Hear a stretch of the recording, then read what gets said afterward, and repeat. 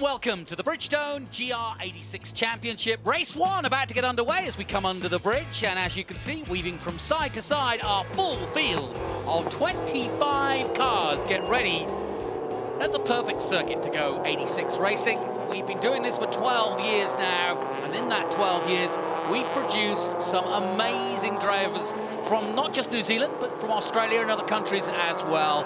And it's a great breeding ground for young up-and-coming drivers. Here's your grid then for race 1. Hugo Allen, who led the championship for much of the championship, but not at the moment. It's Hayden Backerus who has that duty at the moment. Should be a good battle. Evanet of Australia and Chris White 4th, then Josh Bethune in 5th, and Cormac Murphy is in 6th place. Then Justin Allen, winner last time at Tauranga, alongside him Jason Potter. Cooper Barnes has had a pole position. He starts 9th in this one. Emerson Vincent had a win already this season. He's 10th. Jet Murray and Caleb Byers 11th and 12th. Simon Hunter leads the Masters. With John Penny away, he's got a chance to pick some big points. Raymond Mallon, Hayden Lyne, Zach Blinko. Arthur Braun in 17th place. Blake Knowles, the Formula 4 champion. Our youngest competitor, AJ Giddy, starts 19th. Christina Orr-West, then Will Morton, 21st. Harry Townsend, he won't be happy with that, 22nd. Dion Pitt, likewise, 23rd. We can do better than that. Thomas Mallard and Cameron Hill. So we should see the likes of Dion Pitt and even AJ Giddy, if the form guide is anything to go by, coming through and coming forward. Alongside me, Jonathan Green, once again, Ronan Murphy, who's not got some family, he's got some skin in the game, as well as being a former racer in this championship. And Ronan, this is probably, I think, the hardest track for 86 because it's so long. Yeah, absolutely, Jonathan. It's one of the longest tracks we go to on the calendar, and very high risk and high reward. Obviously, there's a lot of concrete walls around here, especially through that last corner where I was talking to Hugo Allen earlier, and he said to me he was debating whether it's a flat full throttle corner or not, but I'm not sure if any of them managed to get there or not in that qualifying session. But Hugo's obviously back to the ways he was and earlier in the season, starting off the front row there and off the pole position. You can't really ask for much more. So we see the rest of the cars gridding up there, and there's going to be some guys, seeing 2 of the top 3 in the championship on the front row. Chris White Jr. there, he's always been fast. He won out last time out at Tauranga. Lachlan Evanet's been one of the guys right at the front this whole season as well, and great to see Josh Bethune's back up there, Cormac Murphy as well. It's going to be interesting to see how these two go off the front line. Like you say, they are battling for the lead of the championship. It's a long run to that bus stop, but we've seen some fantastic overtakes into that. That's what makes Highlands so interesting, is that the standing start gives that opportunity, if you get the advantage, to take the bus stop. But if you're side by side going here come the lights, it could be interesting. Out go the lights, and away we go, and a good start by both men as Backerus just noses ahead, but back comes Hugo Allen in the second phrase, and a good start by Chris White. Lachlan Evanet is also up there, and here's what I said, side by side coming into the bus stop. Something's got to give, and it's going to be Hugo Allen, who just squeezes through into the lead as they dive into the first quarter. Great start. That was brilliant commitment there from Allen. He held on. It was looking pretty sketchy there at the second part of it, but he knew how critical it was to take the race lead, and Backerus slots in right behind him, not giving an inch. We see Chris White Jr.'s moved up there in a 3rd, so he's displaced Evanet. Cormac Murphy's there in 6th, just behind Josh Bethune. Justin Allen there in 7th, and Mason Potter, his teammate, there in 8th for Syndicate Motorsport. Yeah, Cormac Murphy's gone 1 place forward. Evanet, we've got an 888 that has got Blake Knowles. That's 1 man out, and I don't know why, but he's still moving. I don't know how he got to that position, but he obviously went wide. Yeah, not all. Oh, damage. That's AJ Giddy, the youngest driver in the field, the number 10 car, and Hayden Lyons. Oh, we've got several drivers, so there's been a big incident there. Yeah. Out of shot, and Justin Allen goes through shot there in the Napa car. Dust flying up here, early stages. 8 laps, could be a safety car if they can't clear any one of those 3, maybe 4 cars. Giddy is back going again. But I feel for him because he was having a good weekend up until this point. He just didn't qualify well. It's been a really hard school of knocks for the reigning New Zealand Formula 4 champion, Blake Knowles, in the 888 car there, and hasn't really gotten any better so far in this race. But we go back to the front. Hugo Allen still leading the way there in the number 17 Kiwi Tarp car. Number 20 car of Hayden Backerus there in 2nd. So those guys, 2 of the top 3 in the championship, leading the way, followed by the reigning Mazda Next and tie, New Zealand champion Chris White Jr. there in third for James Marshall Motorsport, and Lachlan Evan there in fourth for Action Motorsport. So great to see a variety of all these different teams in the top 5 or 6 cars as well, Jonathan. Really cool to see. No question, 8 out of 9 races won by different drivers. So that just how competitive this series is. Let's have a look at the incident, and Ronan, I'll let you describe what you see. Yeah, it's very tight there. Watching, there's so many cars everywhere as we see. Oh, yeah, okay. So it's just it looks like a concertina effect, and Knowles has unfortunately been the one that's come off second best. AJ Giddy's car obviously looked pretty second-hand as well, Jonathan.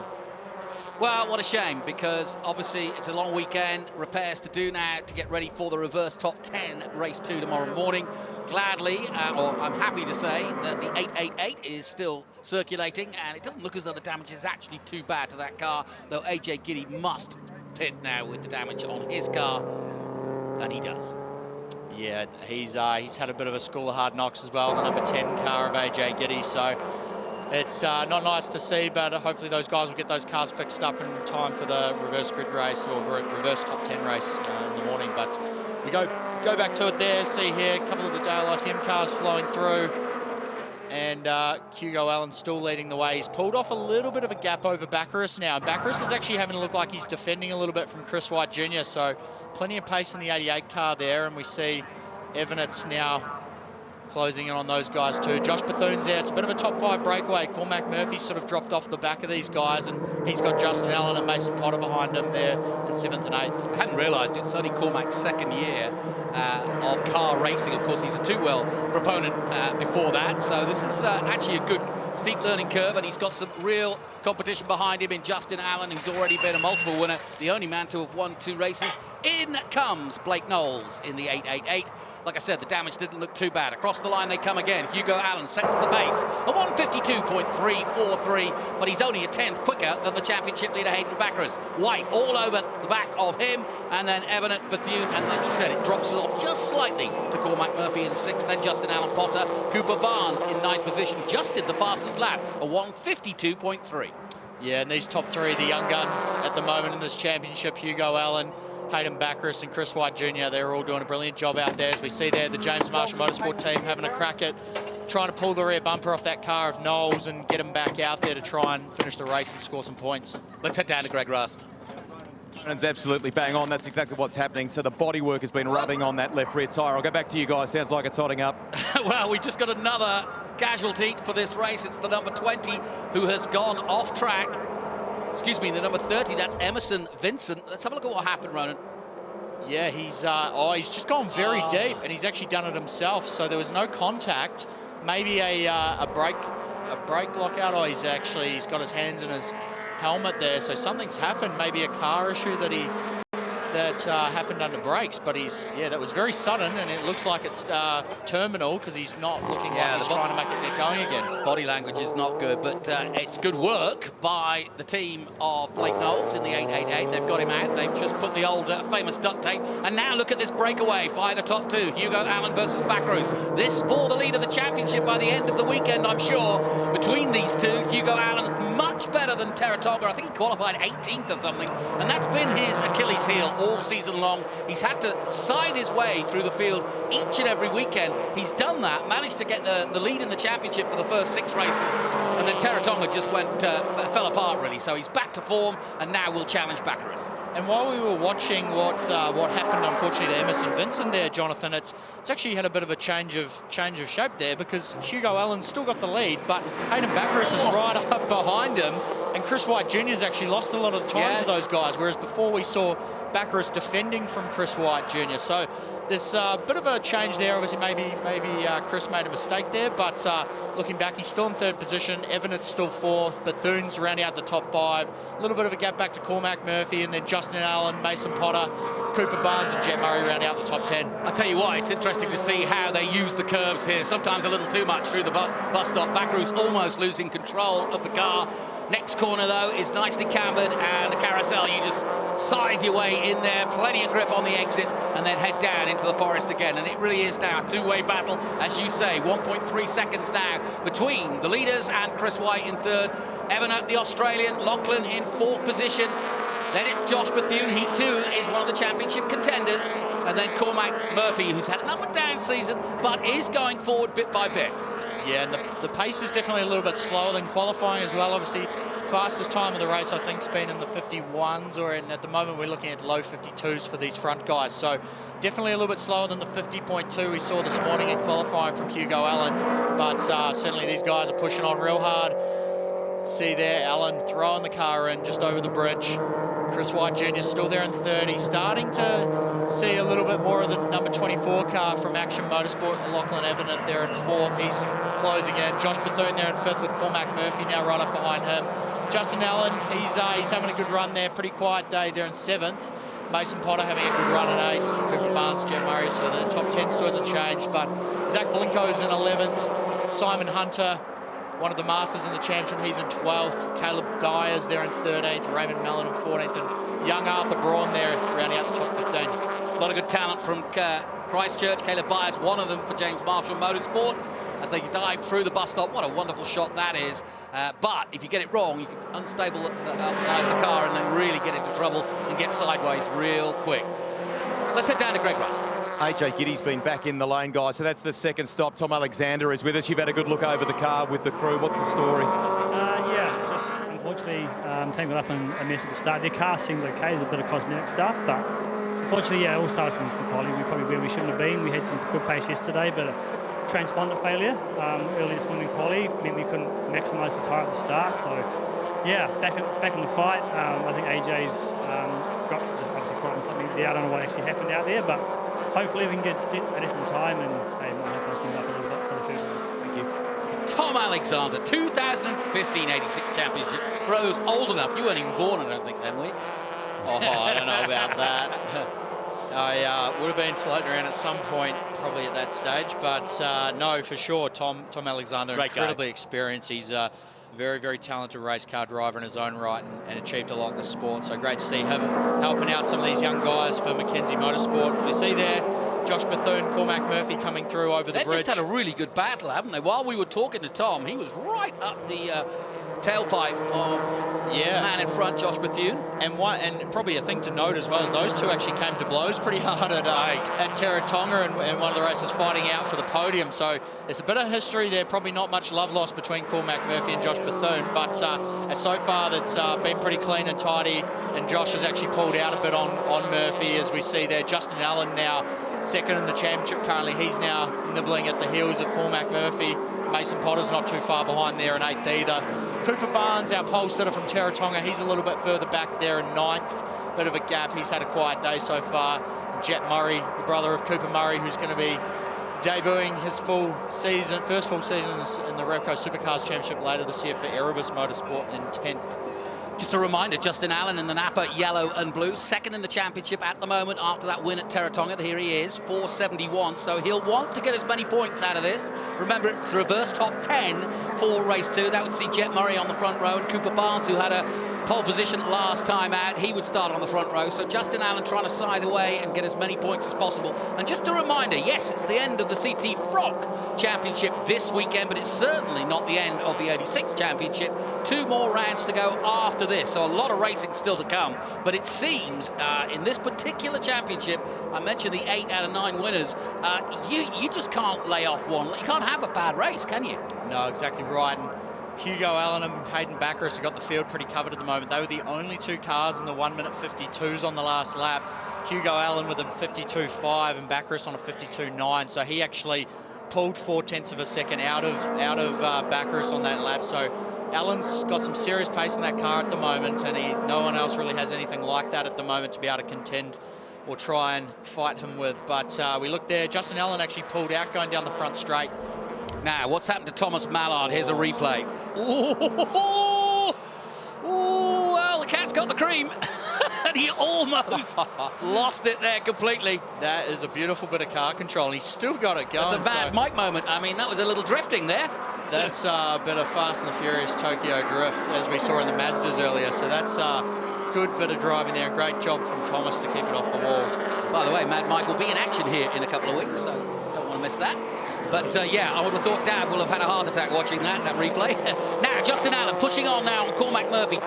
7 of the 8 gone, and Justin will want to try to get one more place if he can, but Murphy holding on for dear life at the moment, and that's a really good battle between them at this stage. But it's Hugo Allen with a gap of 1 second. It's not a safe gap, but it's one that he'll like now, especially on its championship leader, Hayden Baccaris, on 4.92 at the moment. Hugo Allen on 4.66. So this will tighten it up again at the top going into race 2 and race 3 tomorrow. Josh Bethune's actually managed to drop Cormac Murphy and drive away, and he's actually now on the back of Lachlan Evanet. So he's trying to fight his way into the top 4, whereas Murphy there's just trying to hold on to the top 6. He's got Justin Allen, one of the championship, as Evanet's lost a spot, so he must have an issue with that car. Oh, yeah. And we see there Cormac Murphy trying to go around the outside of him. Josh Bethune managed to pass him. Now they're all gaggling up behind. Do you think it's a car problem or he missed a gear? Potentially. Murphy's trying to go around the outside of him there. Whey! That's, good. Nice work there from Evanet, giving him room, and we see here now Cormac Murphy. Look at this, Josh 5 Bethune wide. and Justin Allen. They're all towing each other up this front straight as Evanet's. Something's got to give here. Oh, It's gone! Around he goes! That's gone real bad, and Justin Allen's ended up in the wall. Oh no, Bethune, you knew as they came to the bridge there, something had to give. It's tight at the best of times, but you can't have 5 cars in the space of about a metre or 2. And sure enough, Bethune started it all for the Fight Karts car, but then all kind of mayhem ensued behind, including, as you say, Justin Allen. And that's going to be bitter disappointment for the man 3rd in the championship at the moment. And that's just really disappointing. Someone had to give it that point, and obviously being racing car drivers, you never want to give, but when it comes to things like that, someone had to give and no one did, and that's unfortunately the result. So really disappointing situation there. Mason Potter's got a huge amount of damage on the front of that 47 car. Justin Allen, we haven't actually seen his car yet, but from the looks of it in the corner of our eye there in the screen, Jonathan, it looked like it was a pretty heavy hit into the bridge wall there. Yeah, and I said he was third. He's actually 2nd in the championship, so he's going to lose out now to Hugo Allen if all things stay the same on this final lap. So drama indeed after that incident. Yes, sure enough, Justin Allen has dropped down to 22nd place. That is just what he didn't need. I don't actually think he's gotten going yet. I think he's still somewhere on the track over there, and dropping off the board, isn't he? So disappointing, really disappointing for the team at Syndicate Motorsport. Glenn and Kerry and Michael down there running those cars, and they've had such a good run to this point, so that's really disappointing. And Hugo Allen there, he's just broken the rest of them. He's driving away from Baccaris. He's a huge gap out front.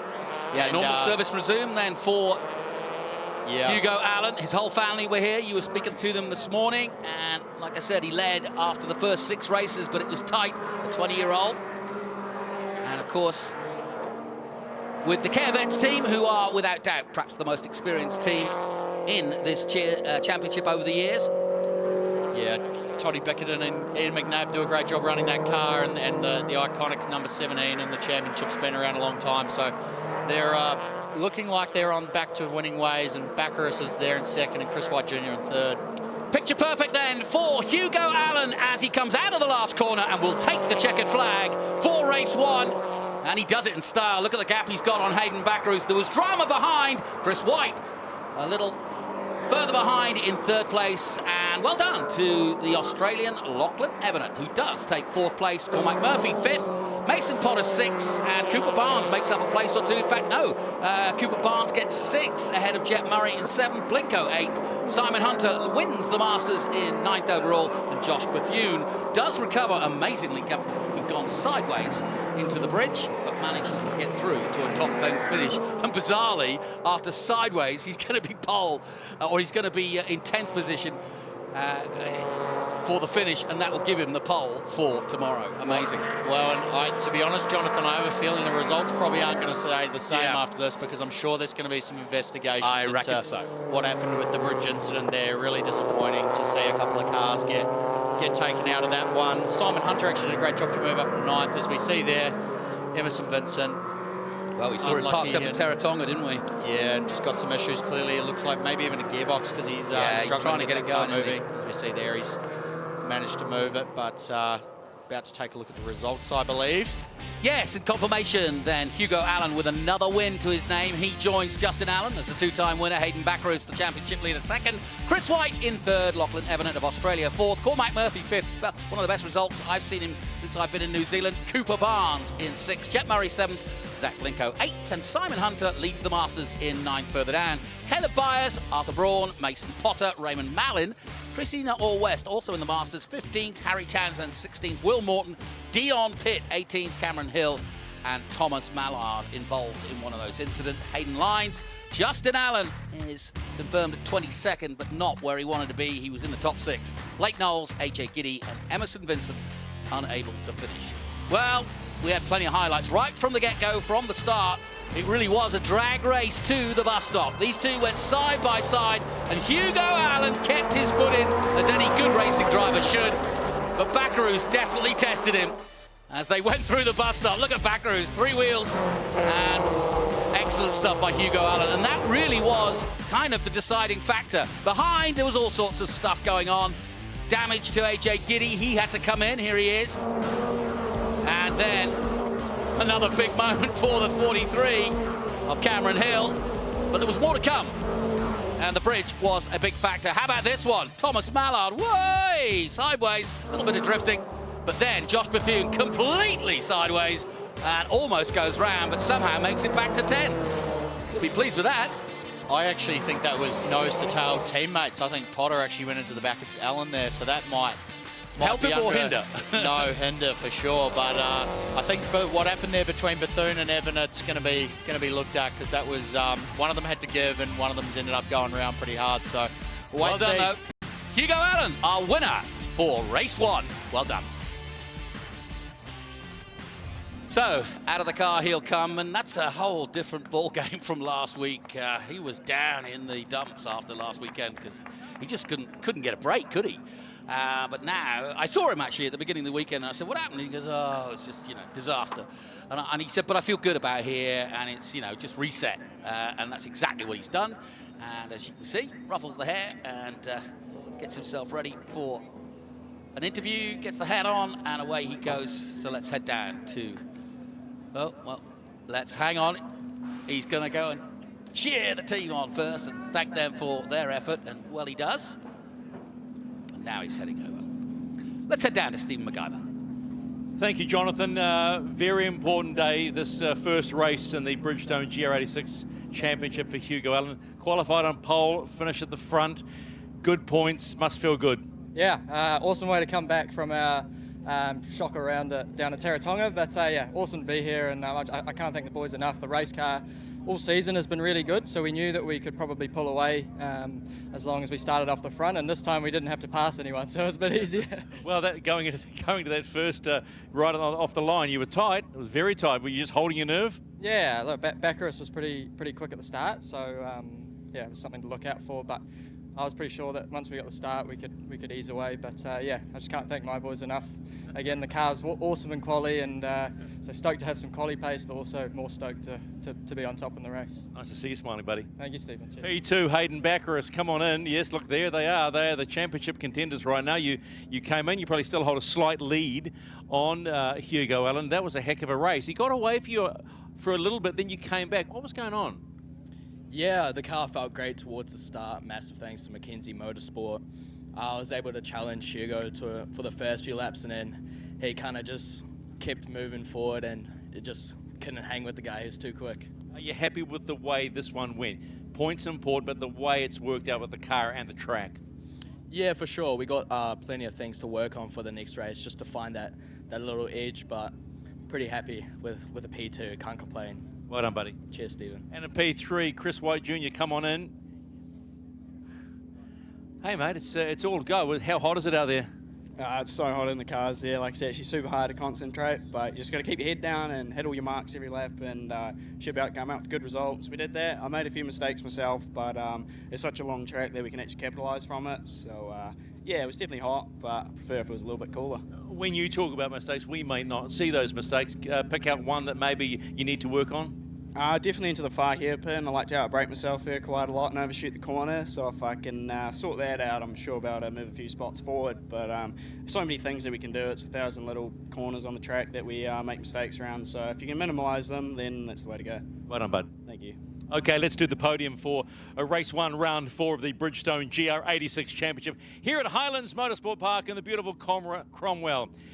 Trophies today presented by Pete Garden, the Bridgestone sales manager for the South Island. And in third place, Chris White Jr.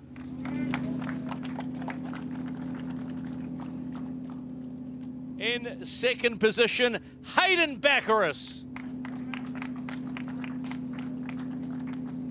And in first position with a lights to flag win, give it up for Hugo Allen. And that's your official podium for race 1, round 4 of the Bridgestone GR86 Championship.